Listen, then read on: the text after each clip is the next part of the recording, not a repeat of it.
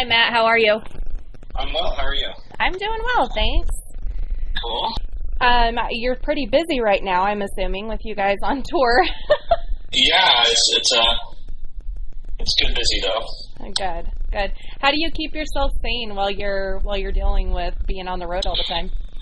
Well, I mean, the different environments every day kind of keeps it interesting. It's not like, not like going to an office or something where it's the same, so that helps. And then, I don't know, just finding good places to eat, finding good, places to, taking advantage of the vacation, the vacation elements of being on tour. So do you get to go out and see different areas? Because I know it's obviously you're really busy with all the gear and everything and just going from place to place. But do you get a chance to be able to explore? A little bit. So like today, Gunnar had been to this restaurant on one of his trips, so we took a little road trip out to get lunch. So it's nothing major, but it's just enough to kind of get a sense of the city and experience the culture and try to take in a little bit of it. All right. What are some things you do for self-care when you're at home? For self-care. Yeah, right? That's how most people respond to that question. What is that? Yeah. I mean, at home, it's, making sure that I used to work 7 days a week, so now it's forcing myself to have weekends and give time to turn the brain off and just focus on being, present and being, not a workaholic. Mm-hmm. But, I'm looking for hikes or walks or, I live in Los Angeles, so there's, tons of just kind of pretty areas to kind of walk around in and enjoy the scenery and the atmosphere and all that. Right, and the nice weather. We're actually heading there next weekend just for a day. We're flying in, going to a game, and flying back. Yeah, that'll be a blur. It's going to be a busy day, but we ended up with free tickets to a Rams game and can't really pass it up. So yeah, that's awesome. That'll be fun. Yeah, it will be. So you're doing the double feature virtual show next weekend. You have the double feature. Tell me a little bit about, you did the Existential Reckoning live show, which was so much fun and so great. We watched it multiple times while we were able to. Cool. What made you guys decide to go back and kind of reinvent these albums? Why did you choose these two albums, and what can people expect? Yeah, so the idea of doing the Existential Reckoning show just kind of came out of necessity of the uncertainty as to just kind of the state of everything. Everything was kind of up in the air as to what we were going to do. We knew that we had a record coming out, and we didn't know if we were going to be able to tour, and we were like, well, let's just, record a show and do that. And then it's something that we really, it was kind of necessity that showed us that medium, and we really enjoyed it, and we really enjoyed the process and kind of the archival of something, it's different than doing a show because, it's preserved, and it's different than doing a record because it's actually a performance. So it was a really fun experience. And then, we did, Billy D. and the Hall of Feathered Serpents, which was the Money Shot record.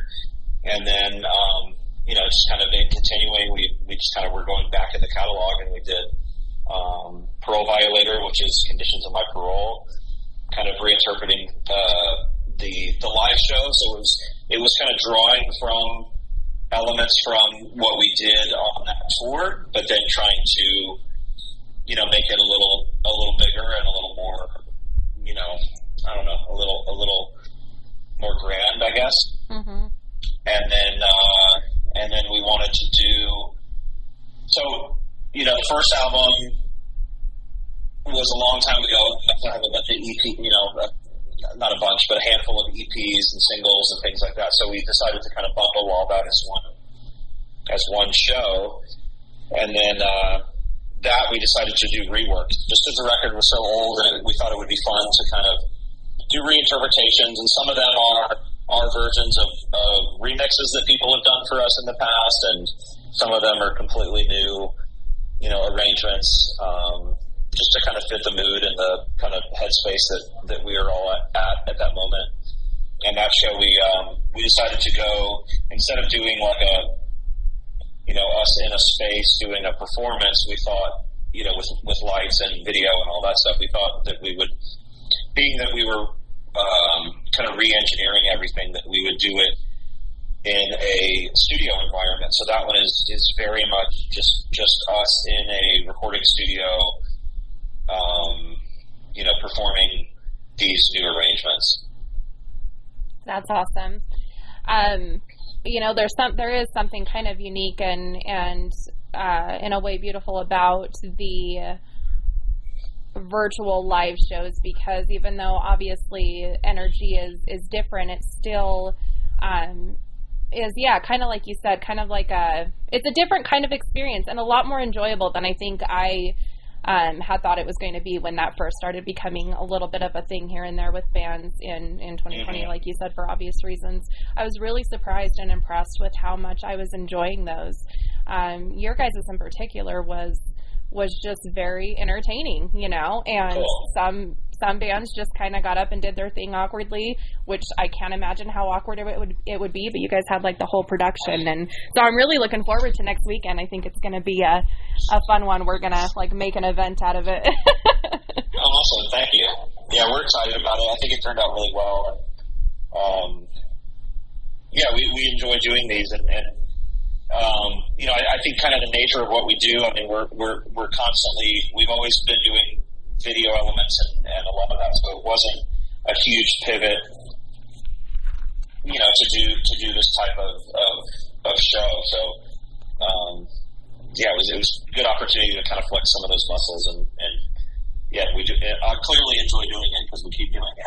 Well, yeah, and you guys are really good at creating that experience, both at live shows and with these virtual things, which, it's kind of like theater, right? Kind of like a type of theater. So now, this is just a recorded part of it. Yeah, for sure. That's really cool. So you're kind of the unsung hero of Puscifer. Everybody, of course, automatically talks about Maynard because of his millions of projects. And then Karina, just because of her haunting vocals that harmonize very well with Maynard's.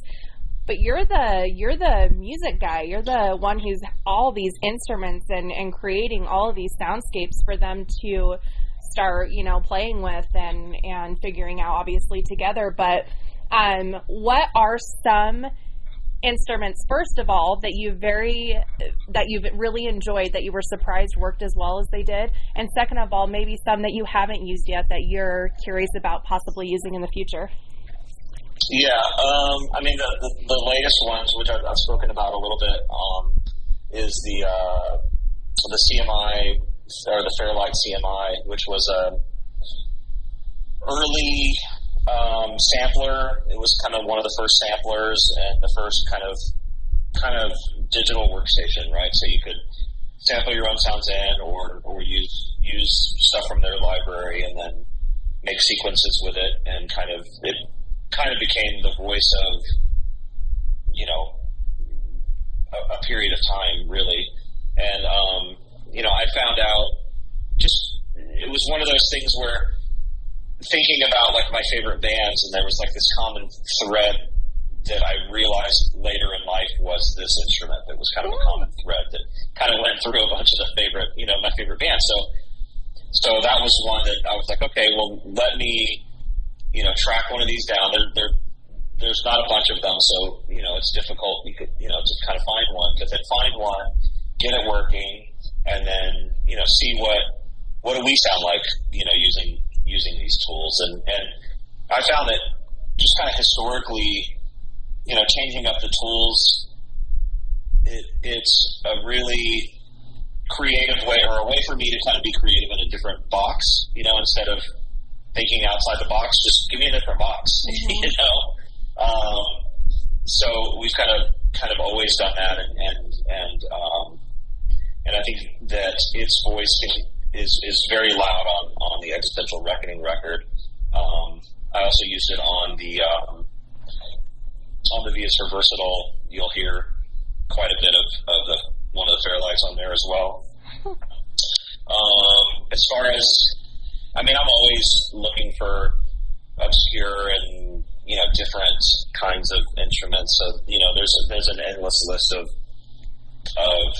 what kind of things I'd like to get my hands on. But I think there's more juice in the CMI that I think that can be squeezed quite a bit more. And then another tool that I use a little bit on that one, but not too much, that I think I can get a lot of use out of is another kind of early digital boutique thing, and that's a synclavier, which it's samplers, synthesizer, weird, esoteric, expensive. These things were, both of those devices were, super high end and extreme. You'd have to take a second mortgage on your house to buy these things when they came out. So, and the technology is comical now when you look at the size of some of these devices and what they were doing, but the sound is undeniable and unique, and I think still holds up. That's really cool. That's cool that you've been able to, kind of recreate something out of, pastime. I don't know if it'd really be considered pastime. Obviously, it's still very relevant, but yeah, for sure. And I've also got just on my nerdy, I like to tinker, and I like those kind of things where here's a dead machine, make it work, and then make music with it. So that challenge is fun as well. That's really cool. Well, yeah, and obviously diversity and creativity is something you guys are very, very well known for. You don't ever know really, you kind of know what to expect. It's going to be good, but you don't really know exactly which direction it's going to go, even not only album to album, but song to song. And I think that's really cool because it keeps you interested, and that's kind of tough to do nowadays. So, you guys and Mr. Bungle just seem like you never know what to expect, and so but it's going to be good, and that's the exciting part about it. So Billy Howardell ended up doing a version of Bullet Train to Iowa, which is so beautiful, and then you had James Iha in the Underwhelming, which you guys are really good about having other artists come in and recreate your own music. I actually just interviewed Billy, 4 months ago, and he was saying how he really wishes that he got to be a part of Humbling River because he thinks that's a masterpiece of a song. But awesome. What made you guys decide on those two? We like to work with, we consider these people family, so anything we can do any excuse that we can have to work with them and kind of share projects, we try to do that. Geez, what a creative family too. I want to be at those Thanksgiving get-togethers because I can just imagine all the creativity just flowing around. Yeah, it's fun. It's fun. I feel super fortunate to be around so many creative people. It's wonderful. Well, give yourself credit. You're definitely high up on that list. So where does your inspiration come from? You had mentioned some of the older music that has brought to mind some instruments you've wanted to use. But do you have anything outside of music that kind of inspires you? Architecture really that really resonates with me. That's probably a big one. I love art, but I'm not really.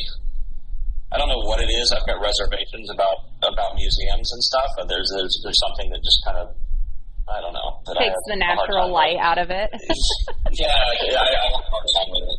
Mm-hmm. But architecture, I really enjoy because it's it's if you don't pay it, it's all around you, and if you ignore it, then it's just function, which is great, you know. But if you want to pay attention, then it's a museum right there to look at, you know, which I think I really enjoy. I like the practicality and the usability of art in that sense. That's really interesting. That's a really mindful approach with buildings. I'd never really thought, or I guess not just buildings, but I'd never really thought to use a mindfulness approach for something like that. So that's really interesting. Do you have, like, this is probably a weird question, but when you're looking at architecture, will you have certain like notes or melodies or ideas pop up with that? Not really. I mean, for me, any sort of like musical stuff, that stuff usually comes, I don't know, I try to just brainstorm, like just kind of turn my brain off and not try to think of anything and just let you know what I mean, let the faucet kind of run and see what comes out, and just try to archive as much of it as possible, and then when I'm in the mindset, come at it as a listener and listen to these things and try to figure out, you know, which of those brainstorms are worth pursuing and which ones are, you know, should be kind of just left as, you know, as drafts, I guess. But that's kind of the way I approach. I mean, I guess there's the occasional time where something may spark. You know, there may be, you know, a film that I watch or another band that inspires me or something that will kind of spark something and I'll see it through. But for the most part, it's just kind of like, you know, trusting myself and just brainstorming, just not really trying to do anything other than let something, you know, putting pen to paper. Yeah, no, that's great. That's a really meditative approach to it, because you're not forcing it, which is probably why it comes out the way that it does, so creatively, and whatever, you know, ends up hitting the albums flawlessly. I don't know if you have any stinkers that you guys haven't released. But. Oh yeah, there's plenty. That's trusting the process, knowing that, you know, and don't forcing it. If it's not good, don't force it. Just try to, you know, I try to wait until there's a significant number of drafts before I try to, you know, before we try to start making a record. That way we're not trying to squeeze something out of something that just should be buried. Yeah. You know? Right. So smart. You had mentioned that sometimes you get inspiration from, like, I think you said movies. Now, first of all, do you like to read? Second of all, what kinds of, like, movies and TV shows do you usually find yourself watching or preferring? Yeah, I mean, the ones that inspire me the most are typically the ones where it's an immersive kind of environment where it takes me to a place. Mm-hmm. But I watch those kind of films less frequently. For me, typically television or entertainment is you know, when I'm at work during the day, I find like I'm trying to focus so hard that when I come home, the last thing I want to do is focus. So yeah. I like, you know, 30 minutes, get me in, make me laugh, and then, you know what I mean? Mm-hmm. I like to kind of turn my brain off and halfway pay attention, and so those are the kind of shows I watch kind of on the norm. But for the most part, yeah, it's the special event, you know, film that's, you know, 2 or 3 hours of kind of taking me into an immersive somewhere else that's inspiring. Yeah. So most of the time, quick little comedic pieces just to kind of give your brain and yourself a break. But then when you have the mental energy and time, then it's more of like, it sounds like probably like fantasy or sci-fi type of things. For sure. Yeah. For sure. Yeah. Yeah. I'll tell you what, Lord of the Rings did a really good job of not only reenacting the books, but of really getting you into that world to where it's hard to get out of after you get done watching it. It's hard to get back to reality. Sure. Yeah, for sure. Yeah, I love that stuff. Yeah. Do you have any favorites? Favorites of movies or TV shows? Yeah. I mean, recent favorites. I liked Dune. I thought that was amazing. Oh, I liked. So good. that was probably that's not super recent, but that was probably the latest of the immersive kind of films that I found super inspiring. Yeah. I thought the Blade Runner remake was really good. Those are two recent ones recent-ish ones that I can think of. I'm super excited for the second part of Dune, but Blade Runner. That's funny that you mention it. Oh my gosh, I just forgot what Do Androids Dream of Electric Sheep is one of my favorite sci-fi books, and that's what Blade Runner came from. And I have not watched the original because I heard it's not like the book, and so I'm like scared that I'm just going to be mad throughout all of it, which is ridiculous. I know, but so I haven't seen the new one either. Is the new one? It's supposed to be in the future, or is it? Yeah, in the future of Blade Runner, correct? I don't know. Time-wise, I'm not sure. Yeah, I'm not sure of the difference in the time. If you haven't seen the first one, you got to watch the first one. You have to watch the first one first. That's what I was like. Can I skip the first one? I don't know if you have to watch it first. I think they stand on their own. But, okay. I'm not sure about the timelines, but it's it's immersive. It's one of those films that definitely plops you in a different world for 2 hours. It's definitely worth watching. I need to just go into it, just knowing that it's going to be different and appreciating it for what it is instead of expecting it to be what I want it to be. Sure, exactly. Which you think that with books to movies, I would know that at this point, but yeah. When it's a favorite, it's so hard when it's a favorite, Yeah, I understand for sure.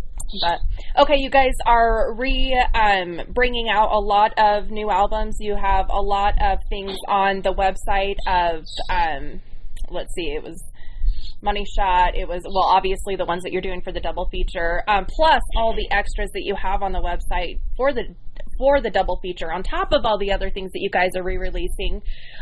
Super creative on how you're doing everything. Thanks. Is it the best way to put money in your guys' pocket? Is it best to go through the Puscifer website to buy these things, or does it not necessarily matter where it's coming from? I think both is great. We definitely want to support local business, and it's hard for everybody, and record stores are important. It's yeah. So I think helping fund them is hugely important.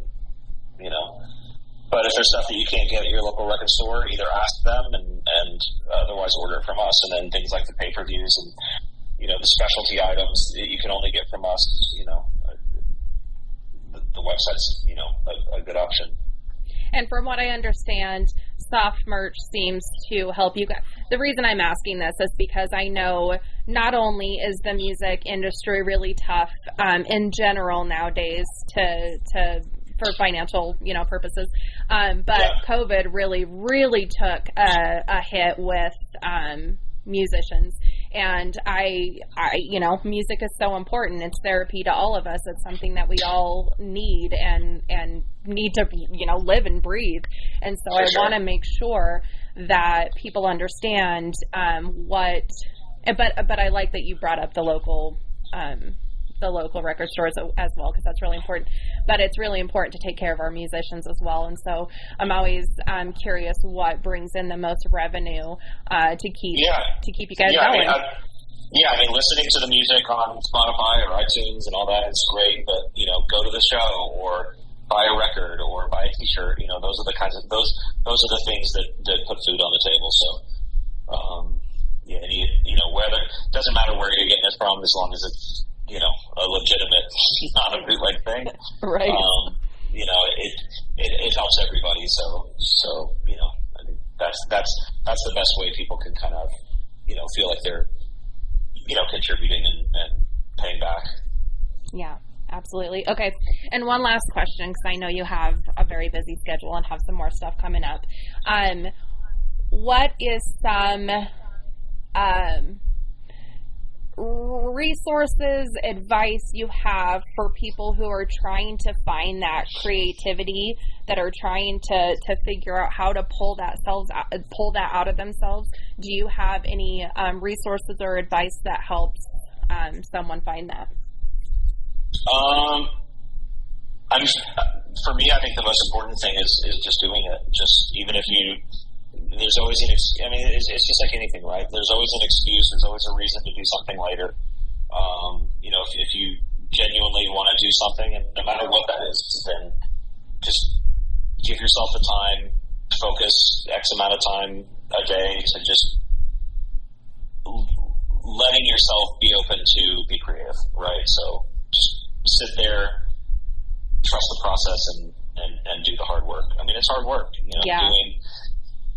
doing successfully completing anything is hard work, whether that's painting a room or changing tires in your car, whatever it is, to do it and do it well is I don't know. I don't see the difference really between in that regard between art and just life in general. So right. It's just committing yourself and if you're going to do something, do it well, and trust the process. Yeah, I like it. Well, thank you so much, Matt, for taking the time for me. I know you guys are really busy. I hope the tour goes amazing for you guys. It's good to see you guys back on the road. I'm sure it feels good to be back on the road. For sure. Yeah. Well, thank you for your time, and thanks for calling and having interest and reaching out. Yeah, absolutely. I hope you have a wonderful day, and I hope you get a little bit of a breather and a break. Awesome. Thank you so much. Yep. Have a great day. All right. Take care. Bye.